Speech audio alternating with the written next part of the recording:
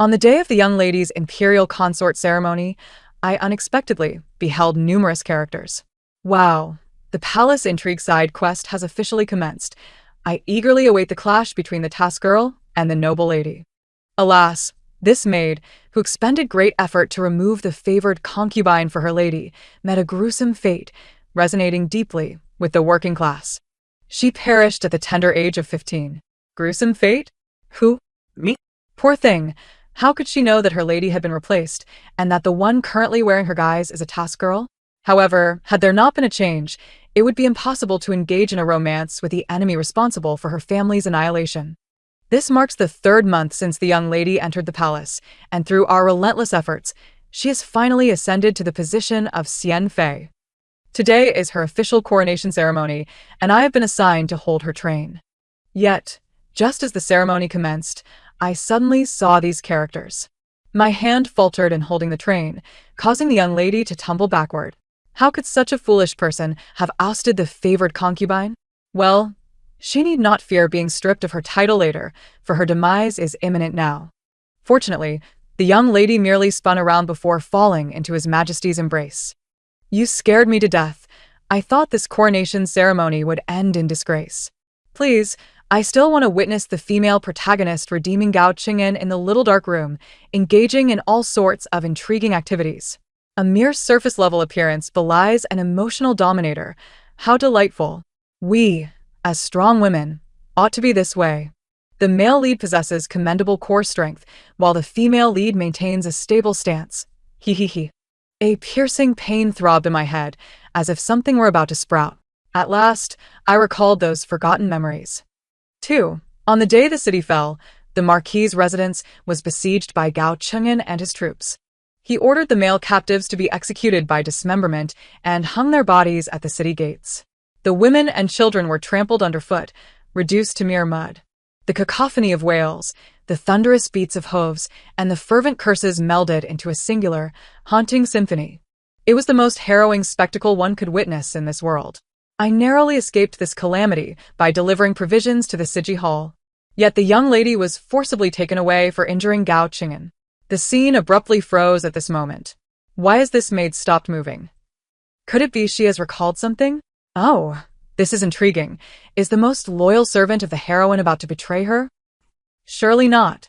They say she is merely a supporting character. Can she truly eclipse the heroine? Have you not seen that her mistress's body has been usurped? What can a nameless side character achieve? At most, she might turn dark and be defeated by the heroine, ultimately becoming a stepping stone. Sigh. I would love to see the original owner return and take revenge on the task's antagonist.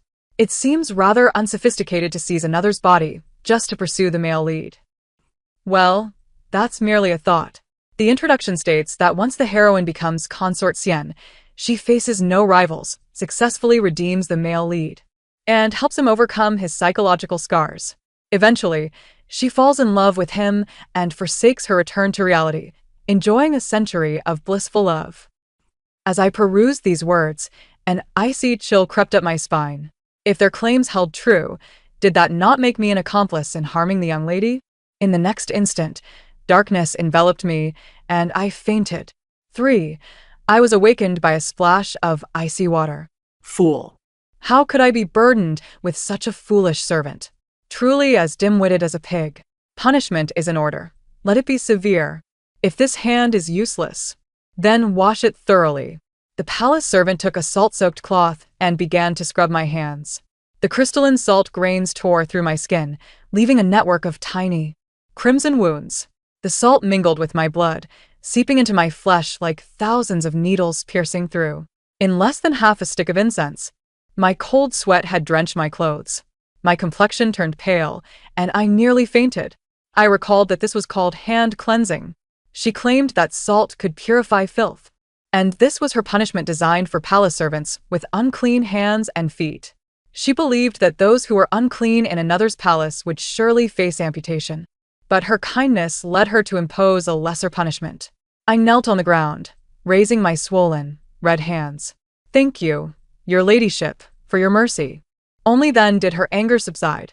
The Master's reward is a reward, and punishment is also a reward. At least you have not forgotten your place. Wow. What kind of reward is that? This method is rather cruel, don't you think? She is the heroine, after all. She must conquer the emperor. If she cannot manage her subordinates, how can she subdue Gao Qing'an, that tyrant? A woman without Ruth cannot secure her status. But this maid has done nothing wrong. She stayed up late to embroider skirts for her, vying for favor. Yet, she is tortured for merely tugging at a hem. I still find it unappealing. Compassionate souls, temper your sentiments. This is a feudal society. It is normal to have hands severed. It does not harm the bones. Those who cannot endure should switch to children's programming. That night, I was feverish, my mind clouded in confusion. I found myself speaking to the wall. Can I become the heroine you speak of? As long as you help me kill Gao Qing'an, rescue the young lady, I am willing to do anything. May I perform in your palace intrigue to gain favor? I assure you, it will satisfy you. I anxiously awaited a response. Yet none came. I eventually succumbed to exhaustion and fell into a deep slumber. Wait, who claimed this maid was foolish? I find her quite clever. 4. I dreamt of the young lady becoming a wandering spirit. Because I failed to recognize her replacement, she wept tears of blood. Her cries were heart-wrenching. In the dream, she continuously called out the original owner's name as if she were about to shatter. Why not assist her? After all, I am not fond of this heroine. No. The heroine, regardless of her flaws, remains the heroine. The supporting character is merely that. She is not as beautiful as the heroine and is but a maid. She does not deserve the male lead. Upon opening my eyes, I saw only the fading words. Before I could utter anything, Qiulu arrived. You must prepare yourself. Today, His Majesty is hosting a grand banquet for the consorts, and the lady wishes to take you along. After speaking, there was an edge of resentment in her voice. She could not fathom why the lady still trusted me, insisting on bringing me along. In the past, I would have felt proud of this, but now. Once I was properly attired, Consort Xian had already taken her seat in the palanquin. She tossed me a pair of silk gloves. Wear these. You ought to cherish yourself better. I bowed in gratitude. What a strategy. This is the art of manipulation. TSK, it sounds so eloquent, yet it's merely a slap followed by a sweet date. ISNT it? Both the good and the bad are left to her. Following closely behind Consort Xian's palanquin, we soon arrived at the Grand Hall. The Empress Dowager scrutinized Consort Xian with curiosity. She had long heard of the beauty of the daughter of the former General Dingjun, and it was indeed no exaggeration. Consort Xian beamed with a smile. Yet, the Empress Dowager's voice turned cold. I have heard that you once attempted to assassinate His Majesty? Consort Xian's smile immediately froze. And she hurriedly knelt. It was a moment of folly on my part. Consort Xian, dear sister, was not foolish. I heard that you once bit a chunk of flesh from His Majesty's neck before shouting that you would kill him to avenge your father. That injury took a long time to heal. My heart ached for you. This was the noble consort, rumored to be the sworn sister of Gao Qing'an's most capable aide, Lan Chong, and the most favored concubine in the harem. After hearing this, the Empress Dowager let out a cold snort, her eyes fixed on Consort Xian. Here it comes. The heroine's greatest rival. The enmity is surely forged here. Silence. Let us see how the heroine will resolve this. Consort Xian tightened her handkerchief, her almond-shaped eyes welling with tears. I am already His Majesty's person. A woman remains with her father until marriage, and thereafter, she follows her husband. Now that my father and brothers are gone, His Majesty is the one I must obey. The Empress Dowager repeated her words, remains with her father until marriage, and thereafter follows her husband, finding it rather intriguing. It is my own realization.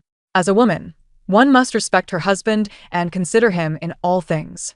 I also believe that, should the opportunity arise, I must teach these words to all women. Only by diligently supporting their husbands and fulfilling their duties as wives can peace reign over the world. 5. Wait, am I on the wrong channel? Are you portraying the grand heroine of political intrigue and romance like this? For the first time, I feel utterly devoid of strength and means. If anyone discovered that I was watching such a plot, I might end up with a cyber record. Wouldn't I? What she said isn't wrong. Let's not forget this is ancient times. Can she directly rebel against imperial authority? Even the grand heroine must adhere to fundamental principles, right? I always thought the Empress kneeling before her mother-in-law was a joke. I never expected you to actually go there. Must everything dirty and vile be publicized? They erupted into chaos over Consort Xian's few words, while she successfully diffused the crisis and even earned the Empress Dowager's favor. Consort Xian joyfully expressed her gratitude, receiving a golden hairpin from the Empress Dowager, which she adorned on her head, casting a provocative glance at the noble consort. The noble consort ground her teeth in frustration. As the two exchanged verbal sparring, Gao Qing'an arrived. Silence, silence. Let me see the male lead. The last time I saw him at the consort's decree, I only caught a glimpse of the back of his head. I knew his posture was good, but I never saw his face. Gao Qing'an took his seat at the main throne, wrapping his arms around Consort Xian. I could not discern what Consort Xian whispered to him, but a smile graced Gao Qing'an's face. They say the most fearsome thing is when an iceberg melts. Today, I experienced it. The typically cold-faced man smiled, and his charm was overwhelming. Gazing at his broad, strong shoulders and that handsome face with its high nose bridge, he is truly the epitome of both elegance and strength. Those with high nose bridges are the best. You impudent girl, can you act properly? Let me perform a few episodes. The exterior may be cold, but the heart is soft. The contrast is utterly delightful. Gao Qing'an was indeed handsome, with his sword-like brows and starry eyes, tall and imposing. It is no wonder these people are enamored. However, the subsequent events rendered laughter impossible. A clumsy eunuch inadvertently spilled wine upon the hem of Consort Xian's garment. Gao Qing'an raised his hand, thrusting the candlestick towards the eunuch. A shriek escaped the eunuch's lips as he was instantly engulfed in flames. The onlookers stood frozen in fear. Something so careless. Your Majesty, spare my life, I beseech you. Yet, no one dared to intervene despite his desperate cries. Gao Qing'an, with an air of amusement, observed the palace servant writhing on the ground, his eyes gleaming with excitement. Soon, the man fell silent, leaving behind a charred corpse. Gao Qing'an waved his hand dismissively, boring, "Clean this up." The hall was enveloped in a chilling silence until Consort Xian's voice rang out. Eunuchs are the most vile. Your Majesty's incineration of such an unclean soul will surely ensure your health for years to come. Long live your Majesty. Only then did the crowd awaken from their stupor, echoing in unison, "Long live your Majesty." Gao Qing'an pulled Consort Xian into his embrace, stroking the nape of her neck as he praised, "You are indeed exceptionally astute." They finally erupted. Difficult to evaluate, indeed. The male lead is a sociopath, and the female lead is a sycophant. What a diabolical narrative of redemption this is. The plot fails to portray the tyrant as such. No way. I have decided to support Sister Chun Tao as our grand heroine. Let it be. What is there to redeem in a male lead like this? Just because he was bullied in the past, leaving him psychologically scarred, he now derives pleasure from torturing others. The eunuch harmed no one, and neither did the audience. I heard there's a protagonist here gaining favor through the virtues of obedience and propriety, and people are flocking to witness it. Has it finally become a cyber scandal? Please, no. He started this way, but in the end, the female lead warms his heart, and he relinquishes this hatred, eventually becoming a wise ruler. Just wait a bit longer. Is it not enough to be harsh to others while being kind to the female lead? Wait for what? Can becoming a wise ruler erase the transgressions he committed before? Such a rotten cucumber should be kept away from female-centric narratives. Just because he has a handsome face, can he do as he pleases? Away with him. Only those who are both good-looking and possess noble character deserve a glance from our grand heroine. How ridiculous. Refund my membership fee. 6. After the banquet concluded, I reclined upon my bed when suddenly a line of text appeared before my eyes. Dear Miss Chun Tao, we know you can see us. We have decided to aid you in your quest for vengeance. Would you be willing? If so, merely nod. My hand trembled as I nodded in response. Both you and the task-oriented female are without support in the harem. Your duty is to help her gain favor, for only then can you genuinely approach Gao Qing'an. I say, just kill the wretched emperor. Perhaps the task-oriented female will be ejected immediately. Easier said than done. Can she even enter the Emperor's chamber? Not to mention the guards. That rotten cucumber is a seasoned warrior. Can she contend with him? Enough, let us speak of something useful. According to the plot, in a few days, there will be a thunderstorm, and the task-oriented female will undoubtedly go to check on that rotten cucumber. Chuntao sees the opportunity. During the storm, this rotten cucumber will go mad, and you can take a beating in place of Consort Xian to demonstrate loyalty, thus averting her ire toward you. I read the text word for word, committing it to memory. Early the next morning, the sky loomed ominously.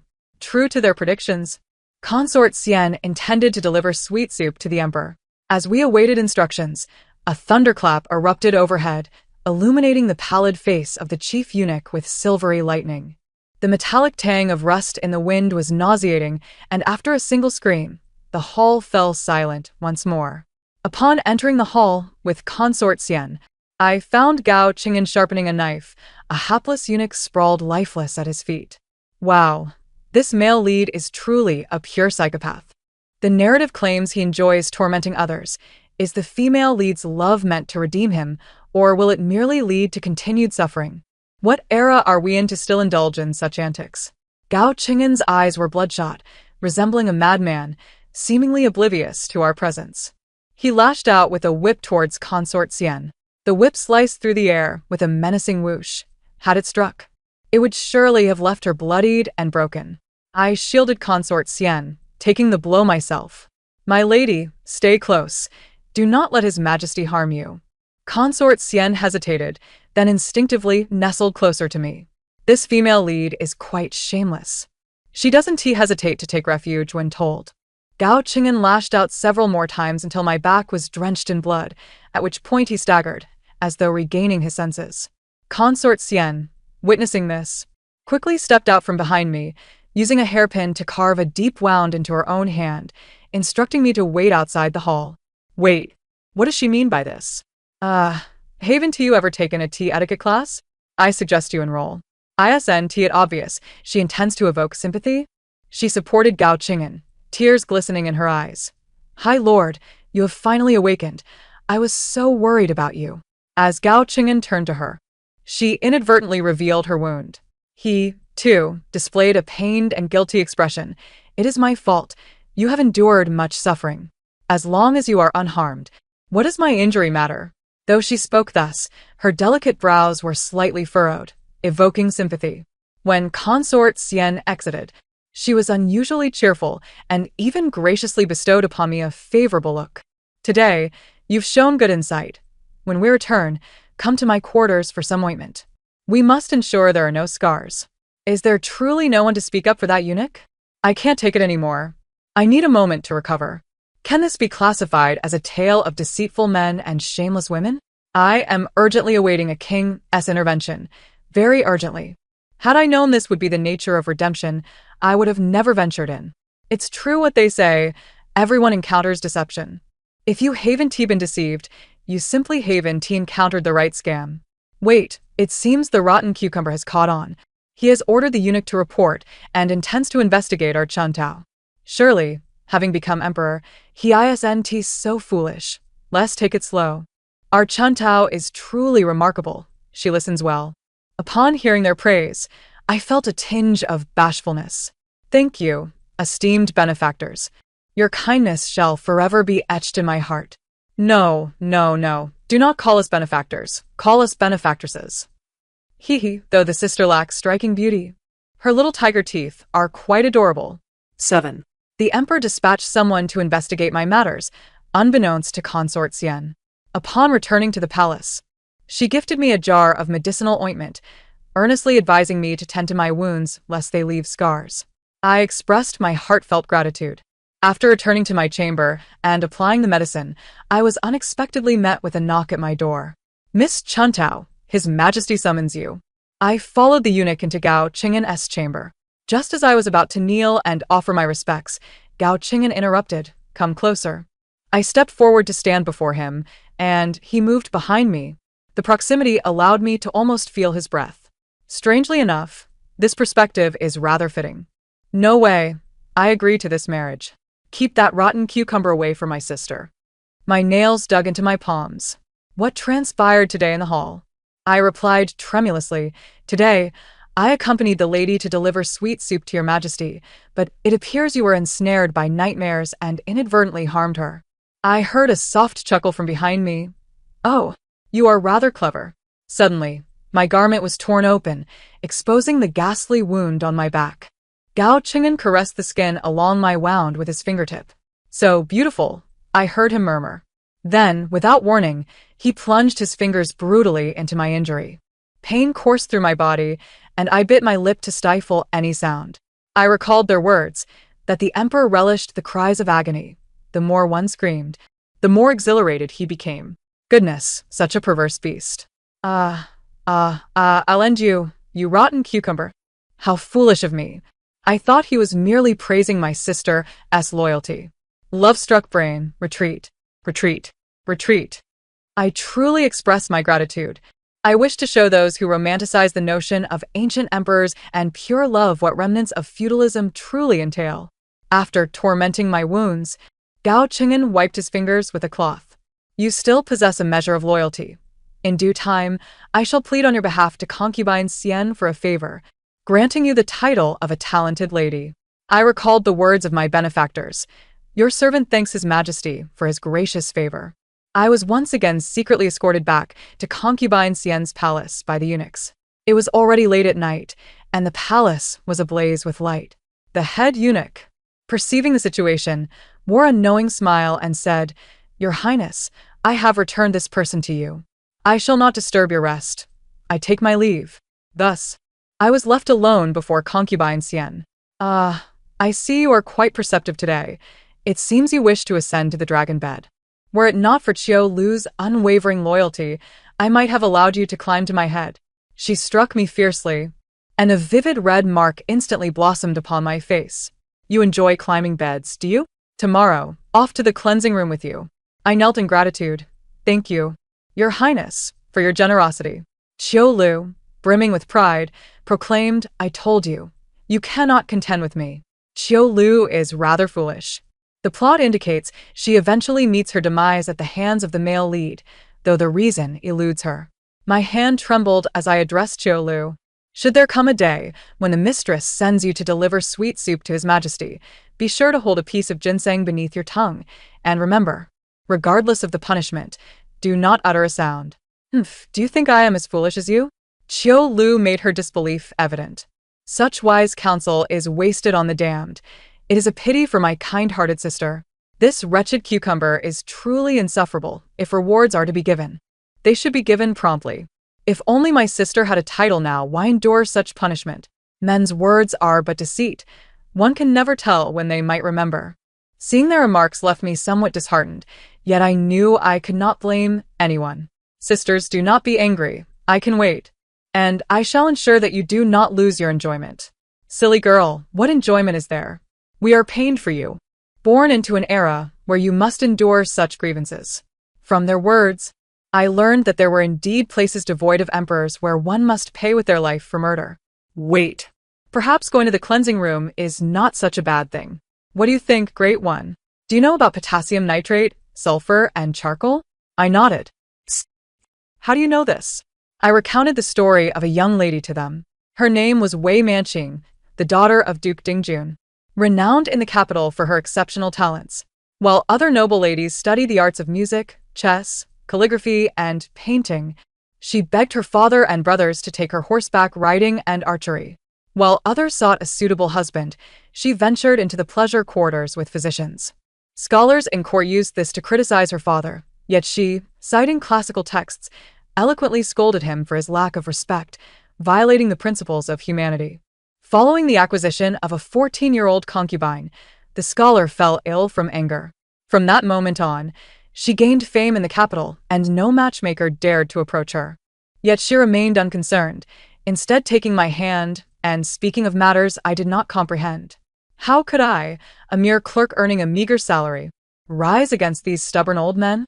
If I had studied the sciences, I would have surely blown them up to make them understand that truth lies beneath the roar of cannons. Do not heed their nonsense about women lacking talent being virtuous. Once I establish a school, I shall have you teach ladies needlework while I teach them to read. She tugged at her disheveled hair, scribbling on paper.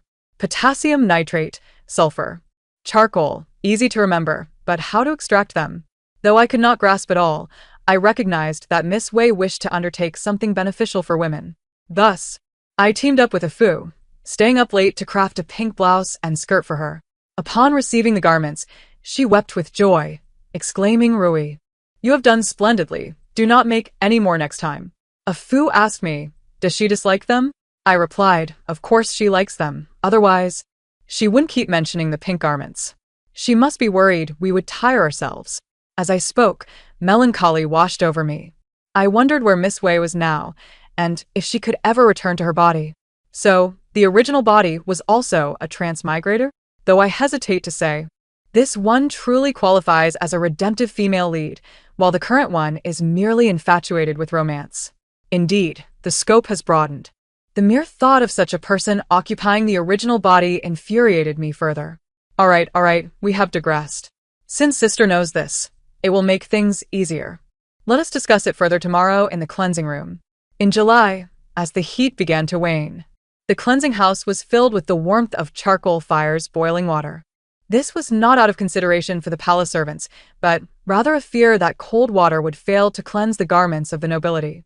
I took my silver coins to the steward, seeking to request a task involving the latrines, a plan I had devised the previous day. You seek to go to the cleansing room where there are latrines? That is where we can find what we need. If we succeed, eliminating Gao Qing'an will not be a daunting task. The head eunuch took the coins, casting a curious glance my way. It is rare for someone to seek such menial labor. I forced a smile. The mistress is quite angered this time. If she learns I am slacking off, the punishment will be even harsher. The head eunuch understood. Those in servitude are well aware of this principle. If the master is angry, the servant's comfort becomes a grave error. Thus, I found my reason to traverse between the cleansing room and elsewhere, and indeed, I discovered the white frost they spoke of. Woohoo! Potassium nitrate, sulfur, charcoal, add a dash of sugar, and we can concoct a powerful explosive. With a little refinement, we can obliterate that wretched cucumber. Sister, listen closely. During this time, gather white frost while also strengthening your body through latrine work. Do not expect anyone to avenge you. We can only teach you the methods. But the execution must be yours. Of course, we shall also find a few high-ranking members of the palace to teach you some strategies for winning favor. But these cunning tactics are merely a last resort. Only by empowering yourself can true vengeance be achieved. From then on, I bound stones to my legs, laboring in the latrines by day and studying what they had taught me by night, crafting what they referred to as black powder when no one was watching. 3 months passed. My arms and legs grew stronger, and I learned many new skills. In the cleansing room, those who erred as palace servants often languished in sickness, waiting for death, as no one would summon a physician for a servant. Yet, with my rudimentary medical knowledge, I managed to save a few lives and gleaned much information. For instance, the favored consort and the great general were not siblings, but husband and wife. Indeed, Qiu Lu was sent by concubine Xian to be tormented by Gao Qing'an. When she was carried out, her body bore no healthy flesh, yet she had not perished, only needing to recuperate for a while.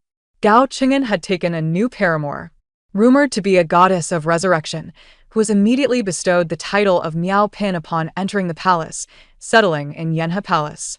The allure of resurrection and immortality was one that no emperor could resist. Consequently, concubine Xian and the favored consort were neglected. Lacking loyal supporters, concubine Xian recalled me. Sister, gather your belongings. When the opportunity arises, we shall execute a grand scheme. Send him on his way. I just received a system notification indicating that the loopholes here are about to be fixed. We may not be able to communicate with you any longer. A new character has emerged, the plot has unraveled, and we can offer you no further assistance. From now on, vengeance rests solely upon your shoulders. Good luck. I uttered my final words of gratitude into the air, yet this time, no one replied. The path ahead, I must tread alone. When I was returned to the palace, I beheld concubine Xian in a frenzy, having kicked the jade screen to the ground. It was merely a ruse to feign breathlessness. What goddess? Truly ignorant. Chun Tao, I grant you one last chance out of old affection. You should know the fate of those who betray their masters. I bowed my head and replied, Your servant understands. Although the noble consort Xian felt slighted by Gao Qing'an's failure to seek her out, she remained resolutely confident in her impending ascension to the role of empress. This assurance stemmed largely from her awareness of the narrative at play. Through our recent interactions, I have come to understand that the world we inhabit resembles a scripted tale.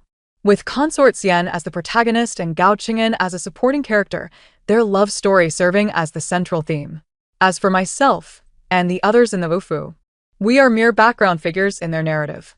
Recently, a significant event transpired. The Empress Dowager, in good health, passed away.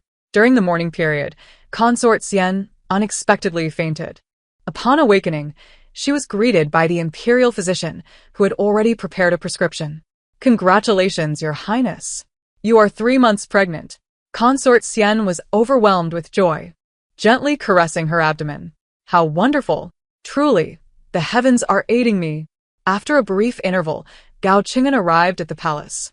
Seeing him, Consort Xian offered a faint, delicate smile. Gao Lang, you have finally come. I feared you had forgotten me. How could I forget? You now carry my first child, he replied, his excitement palpable as he placed his hand on her belly. Is it true that there is a child here? Consort Xian placed her hand atop his, saying, In just a few months, our child will grow, and you will feel its movements through my abdomen. As the time of delivery approaches, my belly will become increasingly protruded and unsightly, so do not disdain me, Gao Lang.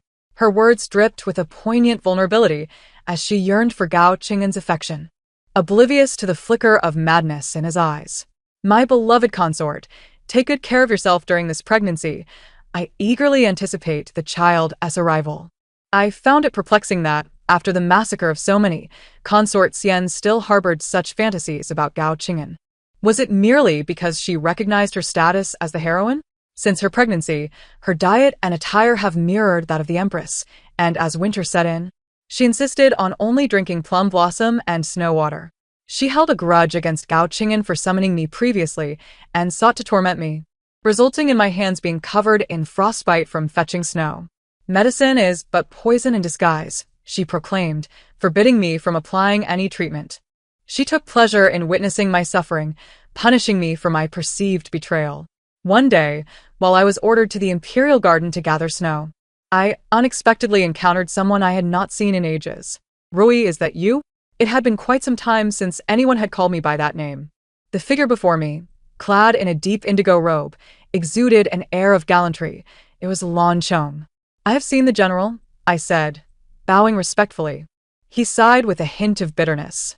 I know you harbor resentment towards me, but you must also understand my predicament. What predicament could justify your betrayal of your former lord and benefactor? Are you about to spout some nonsense about redeeming a wise ruler? I retorted, remaining silent as his gaze fell upon my hands. I have heard that you are not faring well in the palace. If you wish to leave, I could request a decree from His Majesty to release you. Miss Manqing is now Consort Xian and does not lack for your service. Did you not express a desire to sail south and see the ocean? Sailing, a thought I had long since abandoned. It reminded me of that birthday when Miss asked about my wishes, and I had whimsically replied, only for Ah Fu to mock me for my fanciful dreams, relaying my words to Lan Chong. Yet in the span of 3 short years, the world had transformed entirely. The young lady had been usurped, and a mere servant from the Vofu had risen to the rank of general, leaving me to drown in my own hatred, sleepless through the nights. There is no need for the general to concern himself. I am well within the palace. It would be best for you to depart swiftly, sir. I take my leave. With that, I picked up my wooden bucket and turned to go. Lan Chong hurried after me, pressing a pouch of silver into my hand. This is merely some funds. You will need it for the palace's dealings. Take care of yourself. When I returned with the snow, I found Consort Xian entangled with Gao Qing'an, who was curiously resting his head against her bare abdomen, feeling the movements within. If one could overlook his reputation as a bloodthirsty tyrant, the scene might have appeared quite tender. You little maid, why are you dawdling? Your Majesty, do look at how careless the palace attendants have become. What if I were to become parched, and the dragon air within me were to suffer? Gao Qing'an cast a glance at me, his gaze lingering on my frostbitten, swollen hands, a glimmer of intrigue flickering in his eyes. You were the one I summoned previously, were you not? I had forgotten.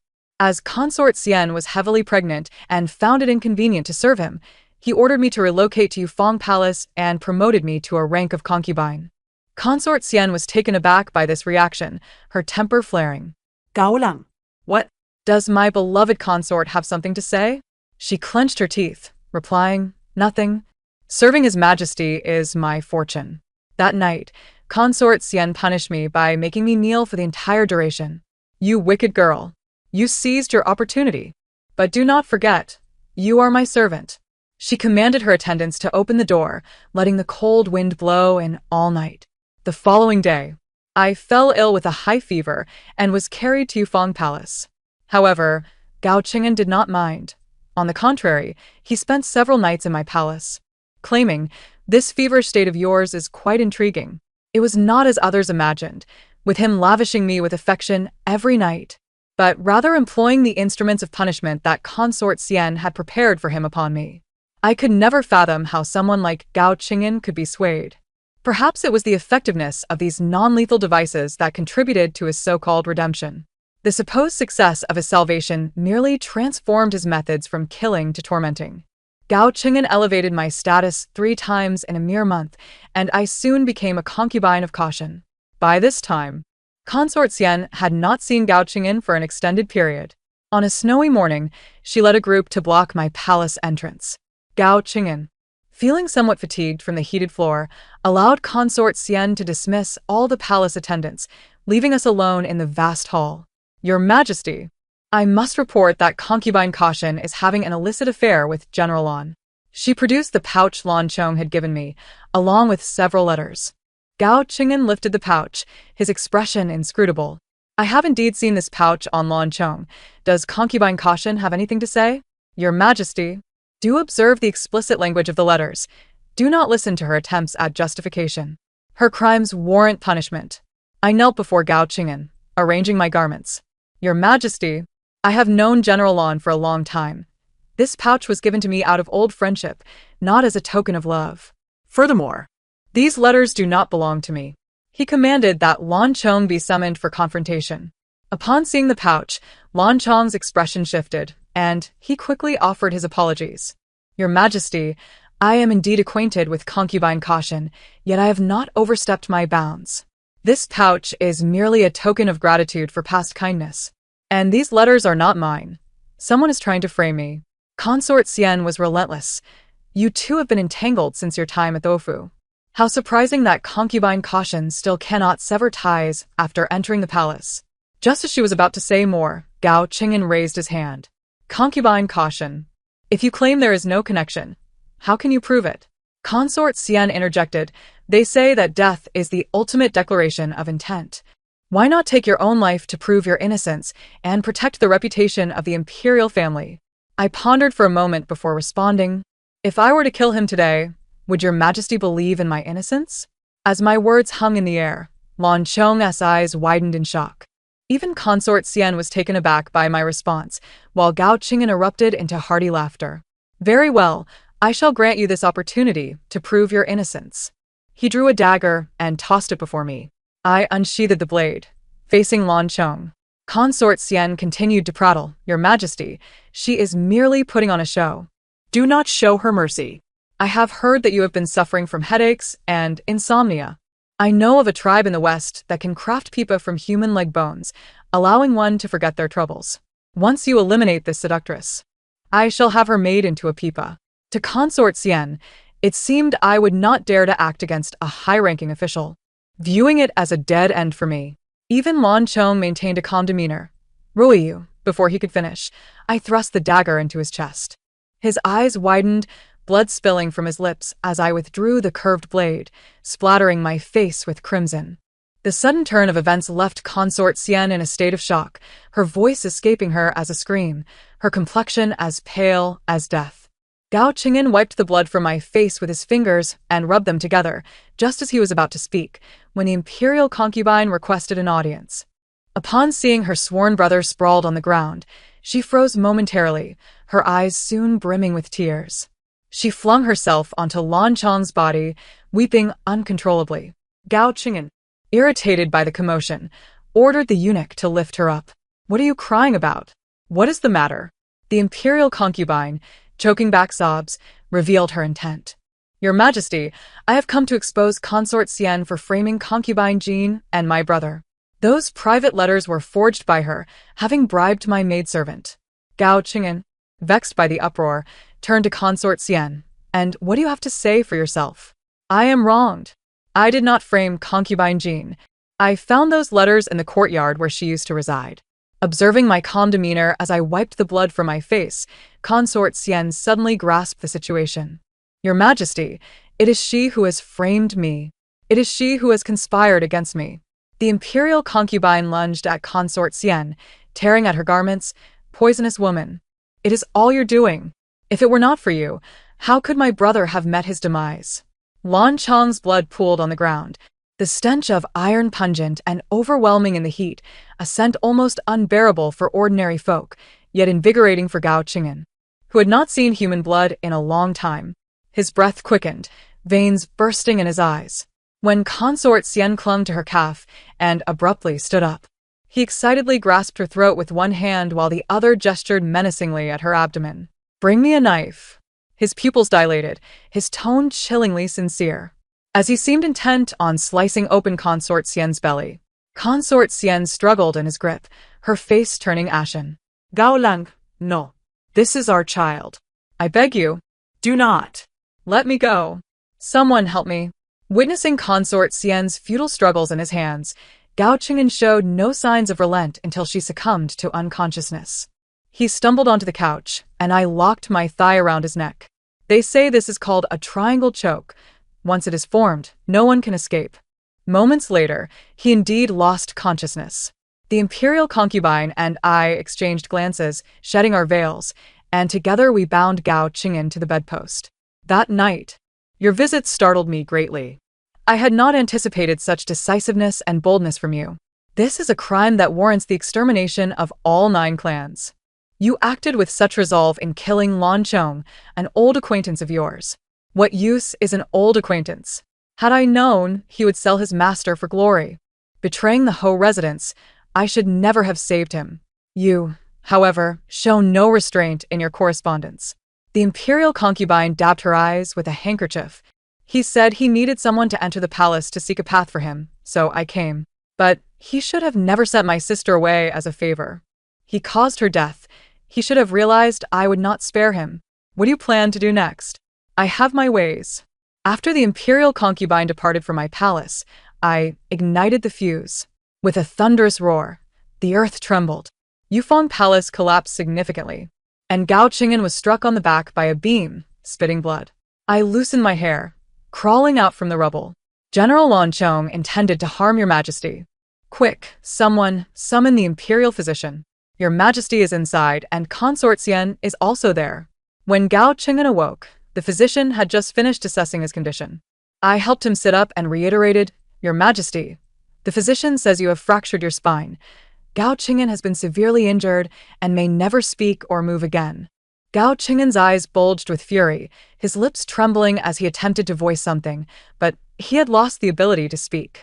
The physician trembled beside him, fearing he might meet the same fate as the previous physician, who lost his head at Gao Qing'an's hands. "Lu Yuanfan, prepare a prescription and then leave. Be vigilant regarding Consort Xian as well." I wiped away my tears. "Your Majesty, rest assured, I shall serve you diligently." With Consort Xian unconscious and the Emperor gravely ill, for the time being, the only individuals managing the harem were the imperial concubine and me. The former court had been decimated by Gao Qing'an, leaving only the weak behind. The imperial concubine, feeling responsible for the emperor's injury, went to the temple to chant sutras and pray for him. Thus, when memorials were submitted from the previous court, I read them aloud to Gao Qing'an. Everyone tacitly passed the necessary memorials requiring the imperial seal to me. When I produced the jade seal, Gao Qing'an looked at me with a hatred that could consume me. I wiped his incessant drooling with a handkerchief. "Your Majesty, did you ever consider this day while you were torturing palace maids and slaughtering loyal subjects? Your good days are yet to come." 3 days had passed by the time Consort Xian regained consciousness. At that moment, she had not been affected by the explosion, having fainted for so many days. It seemed her mission had gone awry. Consort Xian arrived to see Gao Qing'an, accompanied by Qilu. You have finally come. His Majesty has been waiting for you for quite some time. Consort Xian cried out, rushing towards the bed. Your Majesty, Your Majesty. But upon seeing Gao Qing'an's disfigured form, she retreated 3 steps. At this point, Gao Qing'an was a mass of wounds, with crimson and yellow blood seeping into the bedding. I blew on the medicinal concoction in my hand. What? Do you still wish to redeem your tyrant? Consort Xian paused. How do you know? I poured the last spoonful of medicine over Gao Qing'an, watching as his body convulsed. I know quite well, and I also know you are a time traveler, determined to become Gao Qing'an's most cherished consort. Now that he is here, will you come to redeem him? Consort Xian turned to flee, but Qilu caught her arm. You vile servant, dare you betray me? Seeing the disbelief in Consort Xian's eyes, I laughed. I pressed her head against Gao Qing'an's face. She shook her head repeatedly, trying to pull away, clearly disgusted. He is still the same person, only his face is ruined, and you refuse to redeem him? You no longer wish for him to be a wise ruler? Your grand love is truly superficial. You wicked woman, had it not been for your interference, I would have redeemed Xiaolang and become his empress. Now you have harmed him to this extent, robbing the world of a wise ruler. Her words made me laugh until tears streamed down my face. A wise ruler? Does he deserve it? The moment he began to massacre the common folk, the moment he began to torture palace maids, he ceased to be a wise ruler. Do you think Gao Qing'an's current state is solely my doing? I merely placed him in this room and had the palace maids care for him. His ears were severed by the imperial concubine for slaying the maid who grew up with her. His face was marred by Xiao Shunzi for burning his master alive. His right eye was gouged out by Qilu. Every servant in the harem wishes for his demise. They are merely a few common slaves. Their deaths are inconsequential. If it could awaken Gao Lang, it would be their blessing. Gao Lang is a ruler. Do you allow mere servants to bully him? Oh, I am exhausted. Finally catching up. Sister Bao, we have come to see you. I never realized our sister Bao is truly someone of great affairs. Now the entire harem is in her hands. Incredible. Upon reading these familiar words, I couldn't help but smile. What are you laughing at? Am I wrong? He is an emperor, a true dragon among men. Do not make excuses for your selfishness. You clearly come from a land without emperors. Why do you so fervently support him? It is merely your own lust for power. They taught me a saying, to be clear about one's own status beneath the lower classes, and to regard everyone as equal above oneself. Upon recalling this, I constantly pondered how to eliminate you all. Enough with the chatter. Bring Consort Xian to her end. No, you cannot kill me like this. I am a time traveler. I can create gunpowder, I can forge glass, and I can save lives. I laughed derisively. I can also do the same with 1 part saltpeter, 2 parts sulfur, and 3 parts charcoal. At my signal, the palace maids tightened the white silk. System. I want to leave this world. Hurry. Suddenly, Consort Xian's body trembled, and she went limp. I then heard other voices. A suitable body has been matched for the host. I witnessed the trembling of Gao Qing'an's arm. The task has been transferred to the target, Gao Qing'an. The mission is unachievable, resulting in failure. No, I refuse to remain in this body. Release me at once. You wretched beings. I am the emperor, the sovereign among sovereigns. Once I recover, I shall exact vengeance upon your entire kin, subjecting you to 1,000 tortures. I shall slay you. I seized the scissors from the desk and severed Gao Qing'an's tongue, plunging the world into an eerie silence. Wow. Has the scoundrel and the vile woman truly merged into one body? Indeed, respect has been appropriately enforced. Decisive and resolute, truly befitting of our grand heroine. The young lady's body still drew breath, yet she did not awaken for an entire night as I held her close in anxious anticipation. Could it truly be that she remains unresponsive? I implore you, let the original soul return. The dear sister is on the verge of shattering. Ru-yi. I gazed in disbelief at the person in my arms. The fingers of Consort Xian twitched gently, and she stirred from my embrace, causing my tears to cascade like rain. My lady, word has just arrived that Miao Pin has passed away. It truly is the young lady. Wait, is that divine woman the original host? Good Ru Yi, do not weep. Am I not back now? Upon hearing you had entered the palace, I feared for your safety and hastily devised a way to infiltrate. Greetings, my lady. C'est Ru. Greetings, Ru Yi. Await my lady.